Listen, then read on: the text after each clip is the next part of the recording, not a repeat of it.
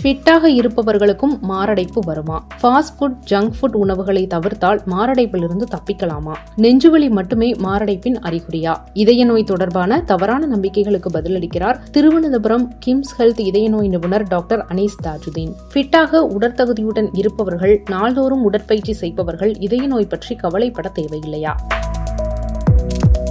ஃபிட்டா இருக்கிறது உடல் ஆரோக்கியத்துக்கு உதவும். அது இதய நோய் வராமல் பாதுகாக்கும். அதுக்காக ஃபிட்டா இருக்கிறவங்களுக்கு இதய நோய் வருவதற்கான வாய்ப்பே இல்லைன்னு சொல்ல முடியாது. இதய நோய்களுக்கான ஆபத்து கண்டிப்பா இருக்கு. ரொம்ப சுறுசுறுப்பான நபரா இருந்தால் கூட மரபியல் காரணங்கள், உணவு முறை, புகைப்பிடித்தல், உடல்ல கொழுப்பு அளவு அதிகரிக்கிறதுனால இதய நோய் ஏற்படலாம். நெஞ்சுவலி மட்டும்தான் மாரடைப்பின் அறிகுறியா?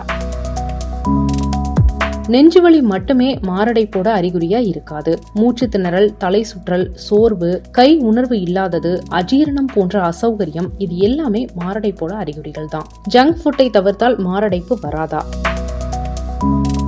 கொழுப்பு குறைவா இருக்கிற உணவுகளை சாப்பிடுறது, குறிப்பா ஜங்க் ஃபுட், அதாவது பொருந்தா உணவை தவிர்க்கிறது உடல் ஆரோக்கியத்துக்கு கண்டிப்பா உதவும். ஆனா இதய நோய்க்கு மேல சொன்ன மாதிரி பல காரணிகள் இருக்கு. உடல்ல சர்க்கரை அளவு அதிகமா இருந்தாலோ அல்லது உடல்ல நல்ல கொழுப்புகள் இல்லாமல் இருந்தாலோ கண்டிப்பா அது ஆபத்து தான். இதய நோய் வருவதற்கான வாய்ப்புகளும் இருக்கு. ஸ்டாட்டின் மருந்துகளை சாப்பிடுவதால் எதை வேண்டுமானாலும் சாப்பிடலாமா?